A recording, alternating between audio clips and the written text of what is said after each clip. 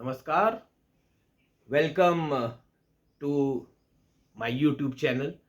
आज हम सीखने वाले हैं एक बहुत ही एसेंशियल प्रैक्टिकल जो कि ड्रिंकिंग वाटर सैंपल्स में किया जाता है। और इस प्रैक्टिकल का नाम है estimation of total solids, total suspended solids and total dissolved solids in milligram per liter in the given water sample by gravimetric analysis. The point to be noted, gravimetric, क्योंकि यहाँ आप वेट के base पे analysis करने वाले हैं। और यहाँ पे जब हम टीडीएस कहते हैं आजकल आमूमन भाषा में, जब आप कहते हैं पानी बहुत भारी है पीने में, जब हम सुनते हैं आरओ के पानी के लिए जब आता है एक टीडीएस मीटर लेके आता है, टोटल डिजॉल्व सॉलिड, और वो पानी में डिप करके मशीन में टोटल डिजॉल्व सॉलिड बताता है। तो ये टोटल डिजॉल्व सॉलिड्स होते क्या है, पहले तो ये समझिए। Total dissolve solids they are the soluble anions and cations which are present in the water sample. पानी में carbonates, bicarbonate, sulphate, chlorides, hydroxides, fluoride, nitrates, ये कितने कैटायन और एनायन मौजूद हैं उसको हम टोटल डिजॉल्व सॉलिड्स कहते हैं। और अमूमन जो लिमिट है पानी में एज पर IS 10-500, ये पीने के पानी का मानक स्टैंडर्ड है जिसका ये नंबर है 10500। और ये कहता है कि जो एक्सेप्टेबल लिमिट है वो है 500 मिलीग्राम पर लीटर, यानी ड्रिंकिंग वाटर सैंपल में 500 मिलीग्राम पर लीटर से नीचे टीडीएस होना चाहिए। और परमिसेबल जो ये कहते हैं वो कहते हैं up to 2000 milligram per litre तक हम जा सकते हैं।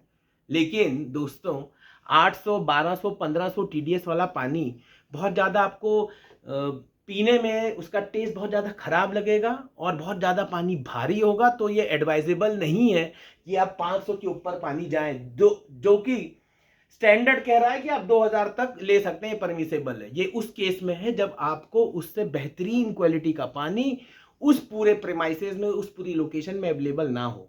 अन्यथा 500 मिलीग्राम के नीचे ही अगर टीडीएस है तो वो बेटर है। और पानी में टीडीएस होना चाहिए because all the cation anions what is being present in the water, अगर वो बॉडी को नहीं मिलेंगे, जो कि समस्या हम आरओ में देखते हैं, क्योंकि आरओ करता क्या है, वो 90% वाटर को रिजेक्ट करता है। तो वहां पे होता क्या है कि टीडीएस बहुत तेजी से कम हो जाता है। और जो हम देखते हैं आजकल कि भाई water is devoid of all the nutrient, क्योंकि पानी जो आरओ ने क्या किया, हाई प्रेशर फिल्ट्रेशन किया। हाई प्रेशर फिल्ट्रेशन में पानी में से एसेंशियल न्यूट्रिएंट भी चले गए हैं। तो आप देखते हैं मिनरल कार्ट्रेज उसमें ऐड करते हैं, additionally we add the nutrients, और हम कहते हैं कि इसका मिनरल बैलेंस हमने बनाया हुआ है। तो ये टीडीएस का एस्टिमेशन करना एक बहुत ही क्रूशियल एक्सपेरिमेंट है। और इसमें जो हम सीखेंगे वो ग्रेविमेट्रिक एनालिसिस से हमने सीखना है, क्योंकि बाय वेट हम निकालेंगे कि पानी में कितने सॉल्युबल एनायन कैटायंस मौजूद थे। इसको जानने से पहले ये समझिए, पानी में एक ये फॉर्मूला है, total solids equal to total suspended solid plus total dissolved solids. पानी में कुछ सस्पेंडेड सॉलिड्स भी हैं, कुछ डिसॉल्व्ड सॉलिड्स भी हैं। सस्पेंडेड सॉलिड वो होते हैं जिनका साइज 2 माइक्रोन से ज्यादा हो, और 2 माइक्रोन से नीचे वाला पानी में घुला हुआ होता है, that is less than 2 micron. ठीक है। अगर आप पानी को डायरेक्टली, जनरली ग्रेविमेट्रिक में हम क्या करते हैं कि हम बीकर में पानी को इवेपोरेट करते हैं। Generally we take 100 ml of sample and then we evaporate this water sample in an oven. बहुत जगह बच्चे हॉट प्लेट पर रख के इवेपोरेट करते हैं। Hot plate is not advisable, क्योंकि हॉट प्लेट पे बंपिंग होगी। आपको ओवन में रखना है सैंपल, पानी का सैंपल बीकर में लेते हुए एटलीस्ट 100 ml और 50 ml of sample need to be taken in for accurate measurement. Generally कुछ लोग पेट्री डिशेज में भी या क्रूसिबल में कर रहे हैं एनालिसिस, 5-5 ml 10-10 ml लेके, वहां पे एनालिसिस एक्यूरेट नहीं होगा। आपने बीकर लेना है और एटलीस्ट 50 ml से ज्यादा ही सैंपल हो, वो एडवाइजेबल, और अवन में रखना है। और अवन का टेम्परेचर 105 डिग्री सेंटीग्रेड पे सेट करना है। अब जितनी देर में ये पानी इवेपोरेट होगा उतनी देर वेट करना है ताकि बीकर का वेट कांस्टेंट हो जाए।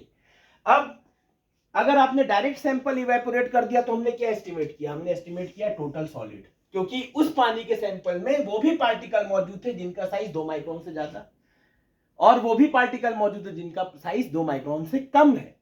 हम बात कर रहे थे टीडीएस की, इसका मतलब we have to go for filtration. हमें फिल्ट्रेशन करना पड़ेगा पानी का सैंपल पहले, और उसके बाद इवेपोरेशन पे जाना होगा। तो फिल्ट्रेशन जब आप करेंगे तो हम क्या निकाल देंगे, टोटल सस्पेंडेड सॉलिड। और टोटल सस्पेंडेड सॉलिड निकालने के लिए जैसा मैंने आपको बताया कि फिल्टर जो हम कर रहे हैं वो किस माइक्रोन के नीचे का साइज निकाल रहे हैं भाई, बिलो 2 माइक्रोन। तो मेरा जो फिल्टर पेपर है जो हम इसमें यूज करते हैं वो फिल्टर पेपर है GFA, it is glass microfibre filter 37 mm। ये इसका डाया यानी पोर साइज जो है वो 1.6 माइक्रोन है। इस पे भी अगर आप ये देखिए, मैं आपको दिखाऊं, जिसका डायमीटर 37 mm है, पोर साइज 1.6 माइक्रोन, इसके नीचे वाले सारे पार्टिकल निकल जाएंगे।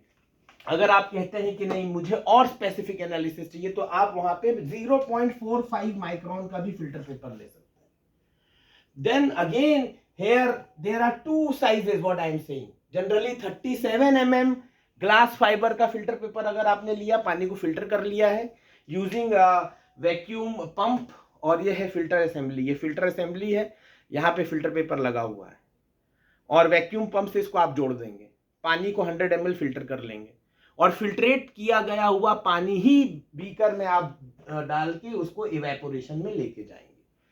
तो जो भी माइक्रोन, जो बड़े पार्टिकल होंगे, अगर पानी टर्बिड था, पीने का पानी टर्बिड है, उसमें सस्पेंडेड लोड ज्यादा है, वो सब कुछ फिल्टर के ऊपर रुक जाएगा जिनका साइज 2 माइक्रोन के अप है, क्योंकि 1.6 माइक्रोन से नीचे वाले तो पास आउट हो गए, नीचे चले गए, और 1.6 माइक्रोन के ऊपर आपके ऊपर रुक गए फिल्टर पेपर के ऊपर, वो मेरा सस्पेंडेड लोड था, और बिलो 1.6 के नीचे चला गया है वो घुला हुआ लोड है जिसको हम टोटल डिसॉल्व सॉलिड कह रहे हैं। अगर आप कहते हैं मुझे स्पेसिफिक माइक्रो बैक्टीरिया से भी रिमूव करना है और माइक्रोन बिलो मतलब फाइनर ग्रेड का फिल्टर पेपर लेना है, तो आप 0.45 माइक्रोन, यानी इसके ऊपर वाले सैंपल 0.45 माइक्रोन के ऊपर वाला रुकेगा, इसके नीचे वाला पास आउट हो जाएगा। उसमें भी आप TDS अगर करना चाहें, बट एडवाइजेबल है 37 mm glass fibre filter paper use करना है।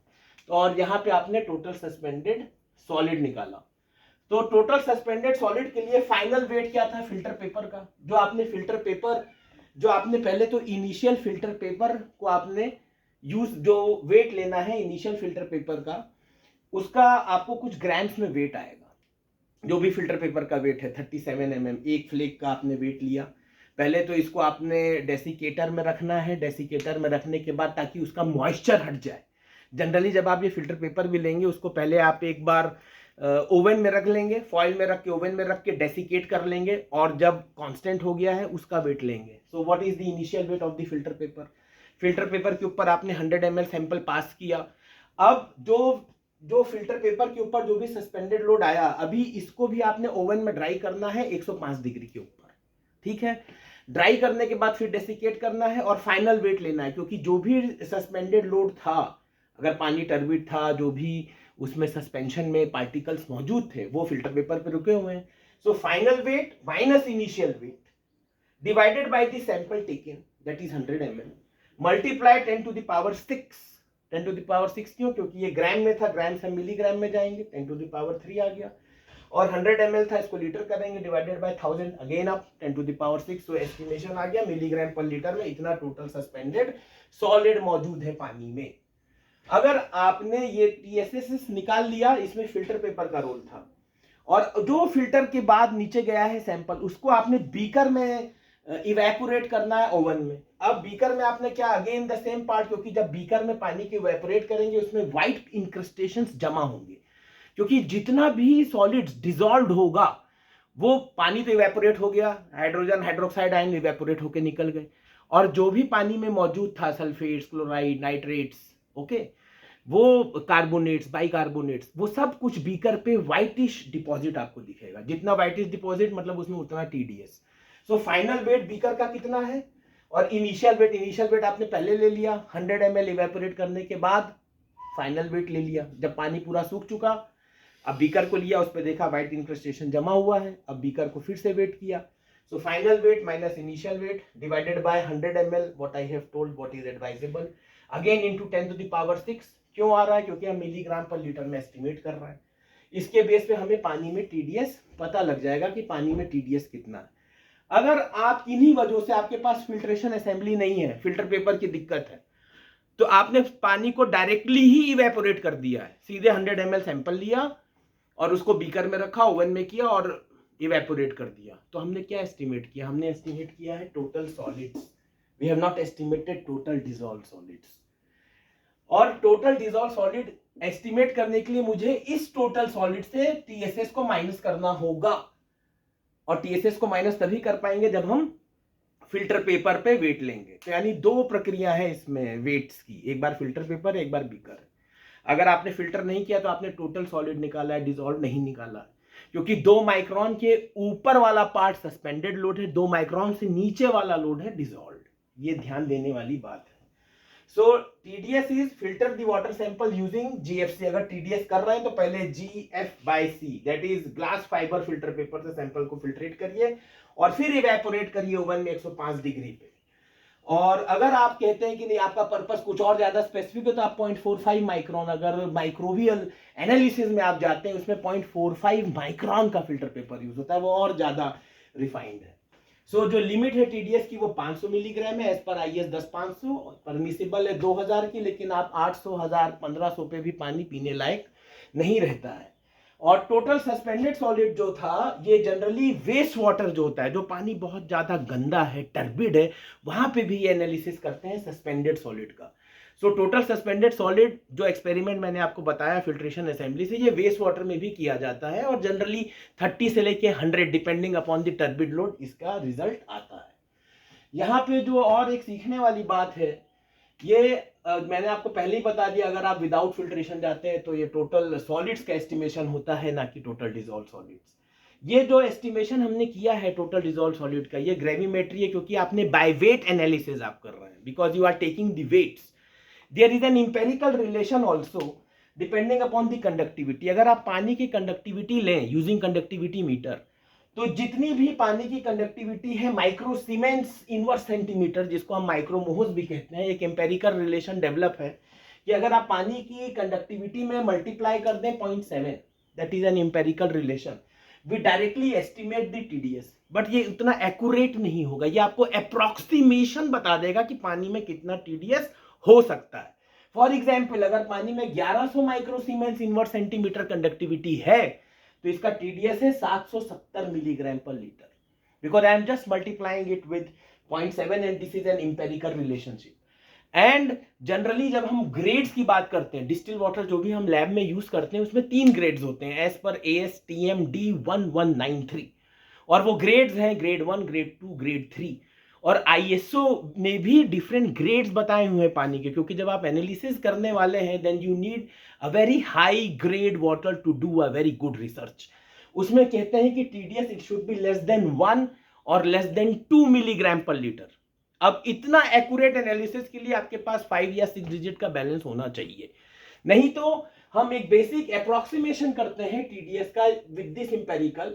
अगर पानी की कंडक्टिविटी 2 माइक्रोसीमेंस से कम है, if water is showing the conductivity value less than 2 microsiemens and if I am multiplying it with 0.7, so my TDS is coming less than 2। suppose अगर आप पानी में कहते हैं मुझे 0.6 माइक्रोसीमेन इनवर्स सेंटीमीटर मिल रहा है सर, 0.6 माइक्रोसीमेंस या 1 माइक्रोसीमेन, so 1 into 0.7 it means TDS is less than 1।